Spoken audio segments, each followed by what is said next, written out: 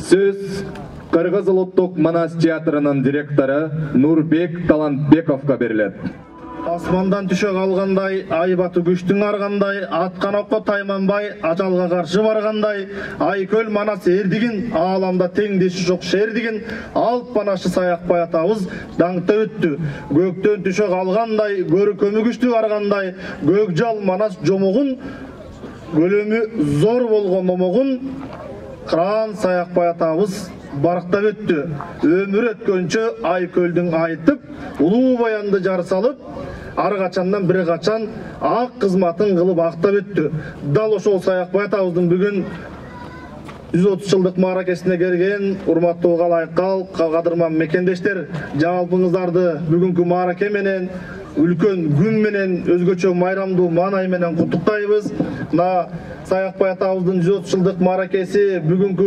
күн менен гана чектелип калбаш керек деген жагдайда Кыргыз Республикасынын президентинин колдоосунда ачылган, негизделген Кыргыз Улуттук Манас театры жыл башынан бери карай улуттук телерадио берик корпорациясы менен биргеликте январь-февраль айында 60 күн бою Кыргызстандагы 2500 мектепте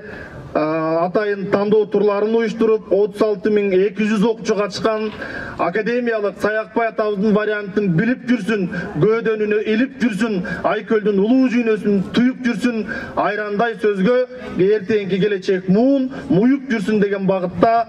Манастануу таймаштар өттү. Андан кийин Саякбай атабыздын вариантын манашчылар гана айтпастан келечек муун көрсө деген, көңүлдү бөлсө деген, ошол манасына баш багып, улуу дүйнөнүн кереметинен шыбагасынан татса деген жакшы тилекте жаш манашчылардын кароосундагы 7 дубанда уюштурулуп, бул багытта 12.000ден ашуун бала кыргыз тилинде гана эмес, эртең чет жакка барган жагдайда манасты эркин айтсын, ар бир кыргыз баласы манастан үзүндүнү жатка билсин деген таризде кыргыз жана орус, англис, немис дүйнөнүн бардык тилдеринде манас айтуу иштери Кыргыз Улуттук Манас театры тарабынан жергиликтүү бийлик өкүлдөрүнүн колдоосунда жогорку деңгээлде уюштурулду. Ошону менен катар алып манашчы Саякбай атабыздын 130 жылдык мааракесине карата өлкө боюнча Баткенден башталып, эң арты 1,5 миң адам катышкан Алды, Нокен, Каракулжа райондору ар бир район 10 миң деген адамды алып чыгып,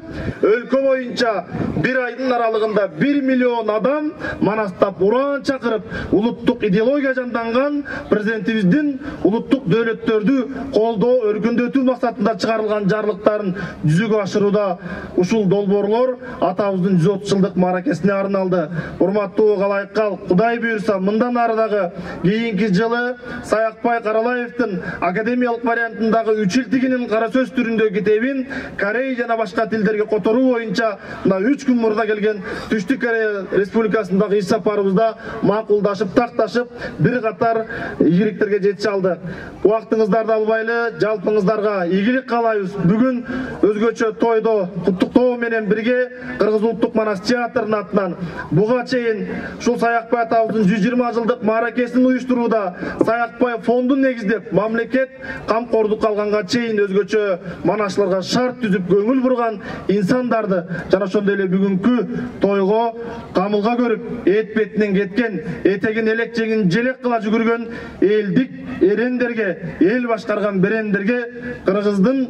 ушундай улуттук дөөлөтүн даңктаган, барктаган, эртеңки келечек үчүн сактаган мыктыларга Кыргыз Улуттук Манас театрынын сыйлыгын калың журттун астында тапшырып коюуга уруксат этиңиздер. Кыргыз Улуттук Манас театрынын